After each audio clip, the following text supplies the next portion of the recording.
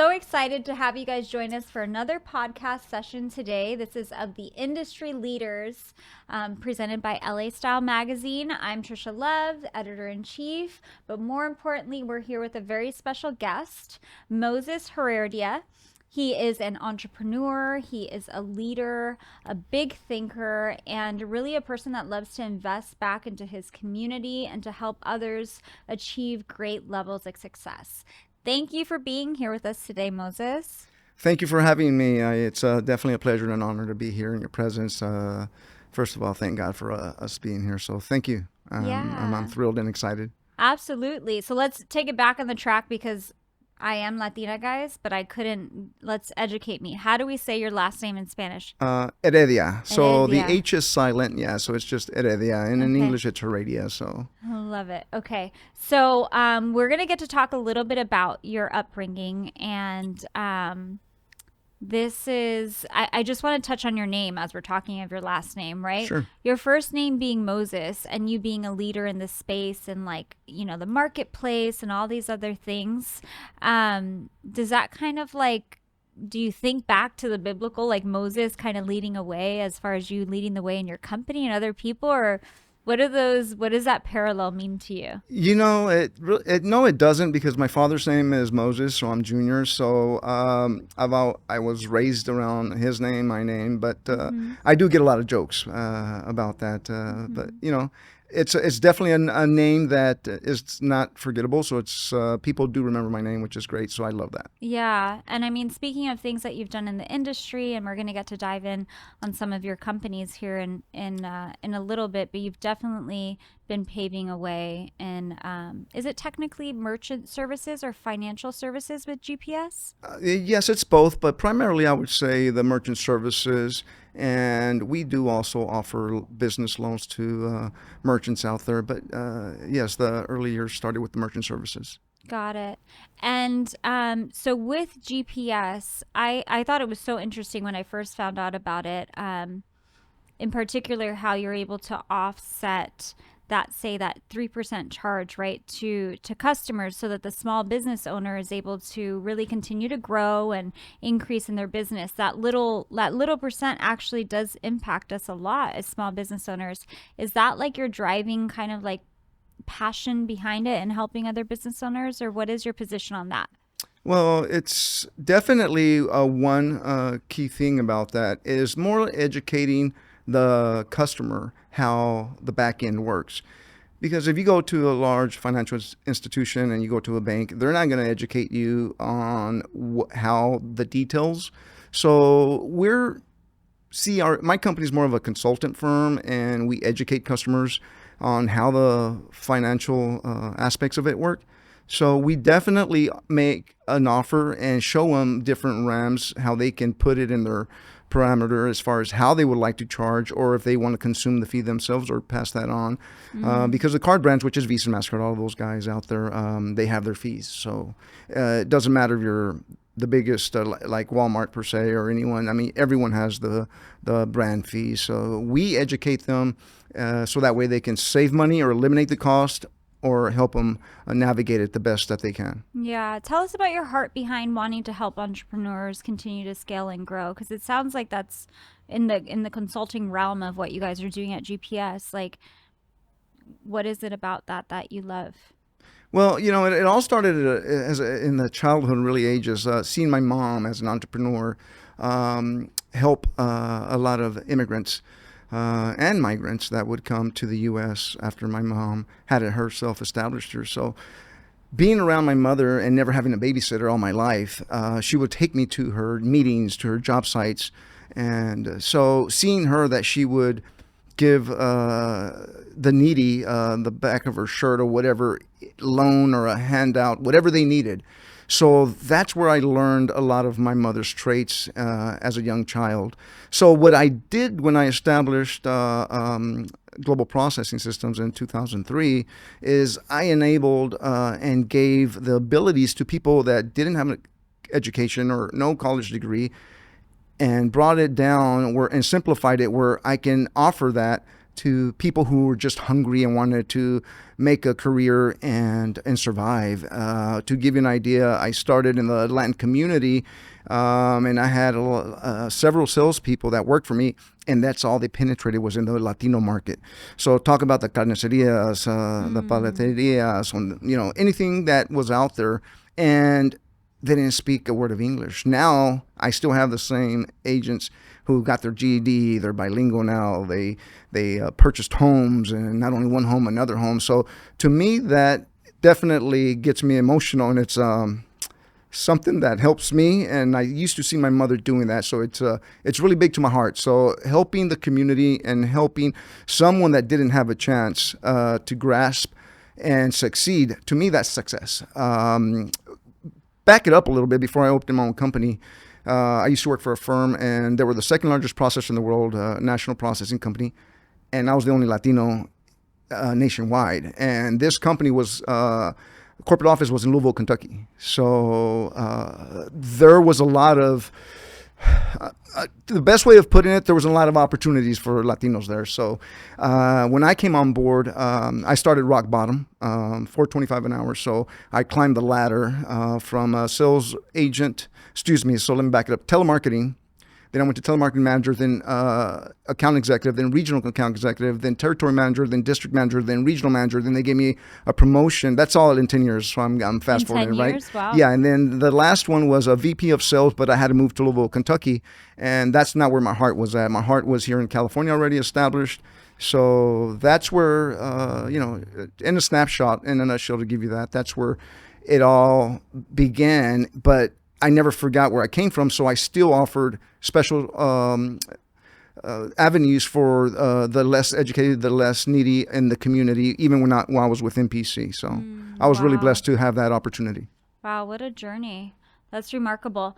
And if we could go back to your mom and seeing her as an entrepreneur, I mean, you already mentioned a valuable lesson that you learned from her. Was there any other maybe business lesson that comes to mind, and like seeing how she operated or how and what exactly was she doing? My mother will give you an idea. I started cold calling maybe when I was 4, 5, 6 years old, and I remember calling? Cold calling to people's homes. Let me tell you what my mother did. So my mother had a couple of different businesses. She had a restaurant, and she would do the labor contractors. So we would go to the owners who owned the land, and we would do the farming and bring the laborers out there. So my mom would go to different homes out in the country and knock on the door, and I would be there and help her translate because she didn't speak English that well. So she brought me along, really probably a translation, but it was a good learning experience. To answer your question is, where did I learn? I learned not to be afraid and go to someone's house and ask for the service or ask for business. So since I was a child, I mean, thank God it got me where I'm at today, because I'm never afraid to ask for the order. Like, how can I earn your business? It was not like, hey, give me something. No, how can I earn it? So the valuable lesson that I learned from my mother is, don't be afraid. Don't fear anything. Don't never be afraid. The least they can say is no. That was one thing. And the second thing that I say I learned being out in the fields was that it was a valuable lesson she taught me, because I was out there working 8, 10-hour days in the hot sun. And it wasn't because we needed it. It was, now looking back, it was a valuable lesson that she was teaching me at the time, that this is not somewhere where you should be, and this is not somewhere that you need to look forward to. You should achieve for a higher goals out there. So definitely, I still use a lot of business techniques that she taught me as learning. I didn't go to business school. I have a high school education, and my mother is the one that was my mentor in my business and taught me everything I know today. And I still use and implement a lot of her strategies. Wow, what a remarkable story. And then I was sharing, we were speaking before the podcast and talking about another podcast or show that you were on, and you kind of painted the picture of an experience your mom took you out, like on the actual fields, right? And like that, learning that work ethic, literally picking up produce, and can you paint us that picture and maybe why she wanted you to do that, or how that transpired for you? Sure. Like I mentioned earlier, I never had a babysitter, so my mom would always take me everywhere, right? So I remember her taking the field workers out there at, It was probably 4:30 in the morning, 5, so it was dark. And I would remember them giving them instructions, and always being around my mother. So, I mean, I tell you, it's remarkable looking back. And I worked in the fields every summer jobs, driving a tractor as well. So I worked in the pecans, I worked in the bell pepper, cucumber, cotton fields. How old were you? I remember being there as a toddler. Oh, wow. Working, actually, I can tell you that I was probably 7, 8, 9, 10. I mean, then every summer I would just work, because Wow. one thing my mom taught me is she wouldn't give me a handout. She would say, hey, you want the nice shoes? You want the Nintendo games? And I remember, of course, every kid's going to say, yeah, they want everything, right? She's like, okay, well, then you're going to work with me, and let me show you how to earn it. I'm like, what? So I admire her for that. At the time, I didn't understand it. And I was like, why do you have me out here? All the other kids are either in summer school or having fun in the swimming pool, right? But now looking back, I'm like, that's the best thing she ever could have done for me, because I learned so much, and I appreciate the dollar. Wow. Absolutely. It was a lot of labor. And I remember grown men crying because it was so hard and painful. But one thing I admired and I took home at the end of the day is that they would send their money home to their country and their families. And that was just remarkable for me. It was just amazing how hard they would strive and how hard they would work. So at the end of the paycheck, they would send that money home. And the reason why I know that, because they would ask my mom, is like, hey, I need to send money to Nicaragua, Mexico, wherever. And where do I go? And they didn't even know where to go or how to do it. So my mom helped them. And I remember also going to a notary and also to a paralegal, where my mom helped a lot of these individuals become residents. Wow. And back then it was a lot easier, because she would definitely do a transcript, get it notarized, show the proof of pay stubs. And and I say we, but my mother helped a lot of individuals to come to a better life. And Wow. it was very What a grateful. legacy. Wow. Um, so I mean, I'm sorry. I'm like, wow, it's really, really inspiring. It's very rare, what your mother did. And now, it's not like you just saw it. You're carrying that on in a new way, right? In a new company and in a different way. So carrying that heart through is just really remarkable. Um, Let's talk about now where you are today and like your vision, right, with your company. You have clients. Is it both nationally and internationally, or what's like your kind of vision? If you could see yourself in 5 years, whether that be with your business or maybe just yourself and your desires and how you want to impact the world. Sure, absolutely. Great question. 5 years from now, there's definitely some presence that we have in other countries, and we're actually putting that and transforming, putting that platform together. And I recently, I would say a couple months ago, just got the blessings and the okay to do business in Mexico. So putting that together is taking time, but we are currently in all of the United States, U.S. soil, Alaska, Hawaii, throughout the country. We have clients throughout the country, but Mexico is definitely on our footprint, and it's already checked off, and we're putting the infrastructure together as we speak. And yes, we have other countries that we're looking at expanding. So here to 5 years from now, we're definitely going to be in multiple countries, and not just the U.S. And on a personal scale, one of the things I see in 5 years, I worked all my life, and I would love to at some point have some children. And I love kids.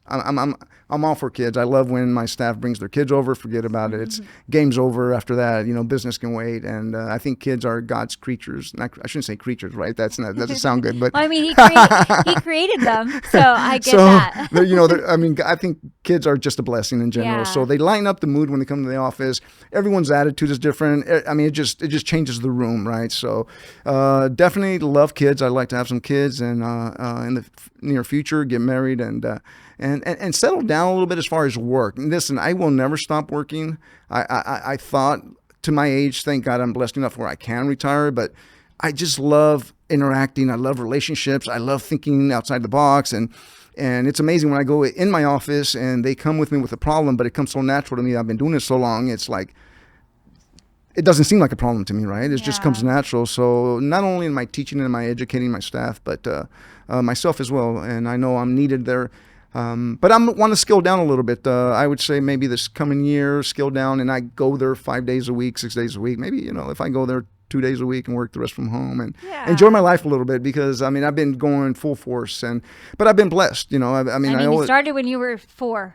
With all due respect, so I think, So it's been a blessing, and I owe it all to my mom and God. I yeah. mean, I still carry my mom's picture on my screensaver on my iPhone, and Oh, it's just something that I've never forgotten every day. And obviously, we just passed Mother's Day. I could tell you it was a very emotional day because of my mom, right? So it's tough. I mean, you never forget. You learn how to live with it, but you never forget, and you can't ease the pain. The pains that will always be there. So all of you that have a mother out there and your father, please reach out, bless them, give them a call, even if you guys are not in good terms.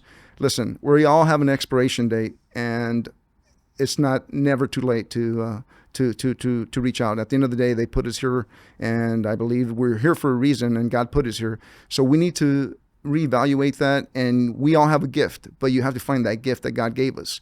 Thank God I found my gift, and I'm serving my purpose to help communities and help less fortunate individuals.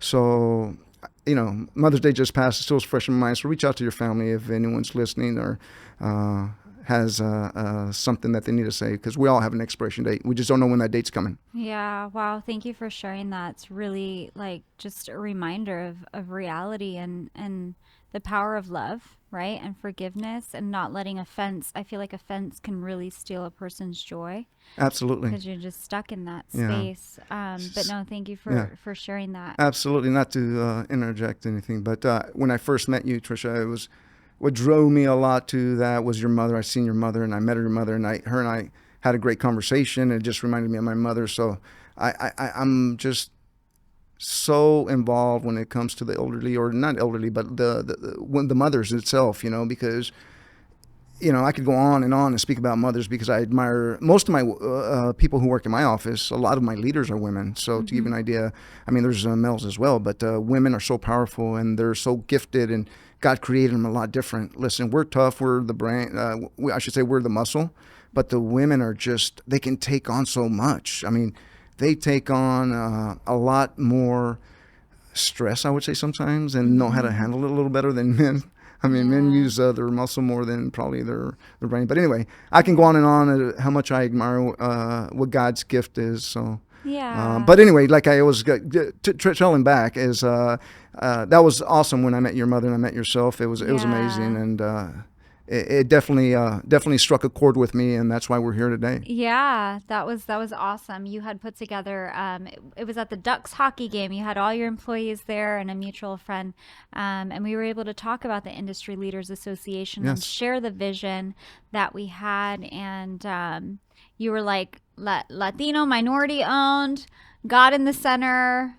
There's room for business expansion. I can connect with other business leaders and help them in sure, that capacity. And sure, that was really phenomenal. So let's talk a little bit about faith, because I remember even in me vocalizing the Industry Leaders Association and being really bold about, hey, we're going to be an organization that's going to put God first, and business growth and relationships and all the things are going to grow.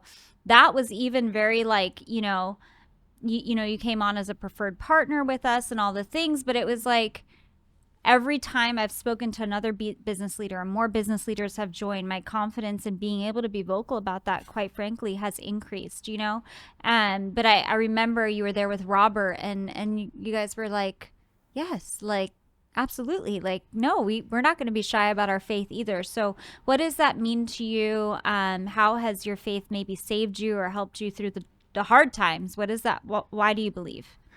because I know it's real. That's why I believe, Trisha. So let me tell you a couple of stories, but one, it's going back to this day. Every Monday and Friday at my office, we call what it is a huddle. And a huddle, it was at first, many years ago, it started just myself and one other person in my office, and it's gotten so big that now we have it in the conference room.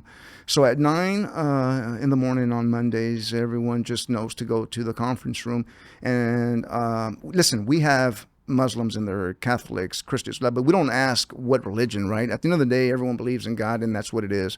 So when you mentioned, and I met you at the hockey game, and you mentioned what your dream and your goal was, I'm like, sign me up. When I met your mother, I met yourself, and you said it was faith related. I'm like, say no more. I'll get Roberto and McKenna to go ahead and reach out. Let's get this going. Mm-hmm. So we do that on Mondays, where we, you know, do fellowship. And also on Friday mornings, we end the week and start the week. So everyone talks about current events. We talk about who needs prayer, where's it going. If someone in the family is suffering with either a surgery or going somewhere, or they need some type of prayer in general. So faith has always been with me, and I believe it because I've witnessed it myself in many miracles, and I wouldn't be where I'm at today if it wasn't for God, number one. And I believe, I don't believe, I know for a fact that my mother took me as a child to church, and that's where my growth and came from. Is my mom was Pentecostal, hardcore Pentecostal, and took me to church ever since then. So I mean, it stuck with me, and I've never forgotten about God. And He put me here for a reason. And everyone has to find their gift and keep Yeah. pushing, never give up on it. That's so awesome. What would you say? Do you have a favorite scripture or proverbs? I have a couple, and I love Matthew 7:7. I use that going back, like I mentioned, my childhood. Which one's that one? It's seek and you shall find, knock and doors will open. And so to me, it's like it just resonates a lot with my sales and consulting firm that we have. And it's like, hey, go out there and knock on doors, and a door will open, seek and you shall find, and all that. So that's Matthew 7:7. The other one that I use a lot, but I use it mainly on a daily basis, is Matthew 6:9, where it's the Father, the kingdom come, the will be done as on earth as in heaven. Gives our daily bread, forgiving the debts, forgiving the betters. So Yeah. yeah, so that I use daily because that's my prayer. Like when I'm just driving, or I need something, or I'm like feeling overwhelmed on so much activities going on, and you can't keep up with real life. It's like, God help me. So those two, I would say, pop more in my mind than Yeah. any of the other ones. Yeah, that's great. Yeah, the I think Jesus was telling the disciples how they should pray, and he simplified it. He's like, Father, let your kingdom come, let your will be done, because Yeah, in us understanding that as believers, that God has a divine plan for all of us, we're just giving it back to him, like surrendering, right? hundred To percent. his plan. So awesome. Well, as we are nearing the end of our session, you've mentioned gifts various times, and it's wonderful that you identify, right? Some people, they just don't, they haven't come to the realization yet that God really has given them a specific gift, right? And he's given us all gifts, and identifying that's really important. So would you say, what is your superpower? What is your gift that you believe you have, that God gave you? I honestly, Trisha, wouldn't be, like I mentioned several times, where I'm at today, but God knows in my heart that I do a lot of secret donations and help the needy. So my gift was He gives me and I give it back. Mm, I listen, like I mentioned earlier, we all have an expiration date. I'm not going to take all that with me. So what I do is I do a lot of things for the community, and not necessarily just in the U.S. and outside of the country, for people in need. So I think, and actually, what I was talking to my pastor many, many years ago, and I was out to dinner with him and his wife, and I said, listen, I need to find what I need to do. I know we all have a gift. I haven't found the purpose yet. I just keep working. I go to church. And he goes, and he laughed in a good way, right? He didn't laugh at me. He smiled. And he said, Moses, you've been doing it this whole time. I go, what is that? So he made me realize, like, hey, everything you're doing for, and then he pointed out a lot of things that I was doing for the church and for the people. I was like, he goes, don't you know that that's the gift that you have? You just needed to find it. So it didn't resonate with me at that time. I went back, I'm like scratching my head, and I was like, I don't know if that's really my gift, right? So I was still searching. As time went on and maturity level kicks in, as I think the males' maturity level kicks in a little later than women. So it finally snapped in my mind. I was like, wow, you know what? That is, because that's all I'm not that that's all I'm good at, but I love doing business, and it comes naturally to me, and I just like to give it back. So But like you mentioned, yeah, that I will say not my superpower, but that's a gift that God gave me. That That's so good. He gives it to me, so I have to pass it on. If God knew for a fact that I wasn't a good-hearted and wouldn't pass it on, I don't think I would be where I'm at today, and He wouldn't give me what I have today. Wow, that is so, so good. And it brings us back to the Industry Leaders Association, just because it's like striking a chord right there. It's just like, I feel like what you're saying is so, so true, right? Business leaders have a place in ministry, and that is their ministry. Like it says it, like in the New Testament, as you're reading through, I'm reading through the New Testament right now, and it's like like I think the woman's name was Priscilla, and somebody else's name was I can't remember, and they worked in the because the Roman Empire had Sure, control, but they had certain levels of whatever their role was right within absolutely, that empire, and they were contributing to the ministry, 100%. and other, so there was entrepreneurship was all throughout it, and we all have, we're the body of Christ, and some people, yeah, it's to teach on Sundays and to help equip the church, and others it is to help the church grow and expand 100%. his kingdom. And I think for a long time that message hasn't been necessarily taught on a continual basis in the 100%. church. Maybe they'll teach it once, but then if you weren't there that Sunday, you didn't catch that. You didn't know, right?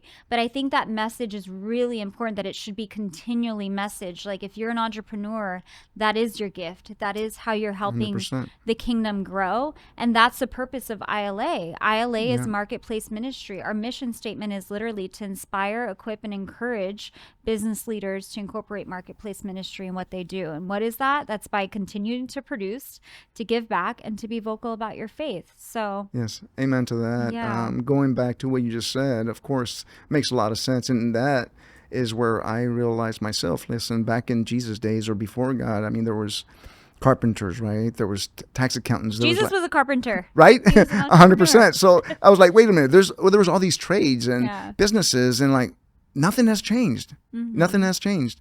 So absolutely, we need to give back. Like you said, we all have a gift, and we just need to find it and work together and unite. I was talking to a gentleman a couple of months ago, and we were having a similar conversation. Trisha and I was like, you know what? What we need to do is unite as a unit and help each other out and lend a hand. If I have a connection and you needed something, all I have to do is pick up the phone and it get you in front of the line. Hey, we just need to be powerful and work like a team, and together Mm-hmm. everyone achieves more. It's like it just needs to be done, and we need to surround ourselves with good, faith-minded people and Mm-hmm. continue to grow. We Yeah. need to lift each other up. That operates in a spirit of abundance. A hundred That's percent. where it comes from. I love that. Well, is there anything that I have not touched or questioned in this interview, or anything on your heart that you want to share with the world? Or No, just you know what? Thank you for having me. It's a pleasure always seeing you. I mean, you're definitely a big spirit and positive, productive, and the energy alone. So I love being around good-minded, faithful people. So thank you for the invite. I'm sure we're going to see each other soon. Here we have some things going on, some events I'm excited about. May 31st and June 1st. So that's going to be awesome. Can't wait for that. yes, the That'll be Industry great. Leaders Summit. You'll be on the panel. We'll get to hear your words of wisdom there. So thank you for being with us today. Thank you, everyone. God bless.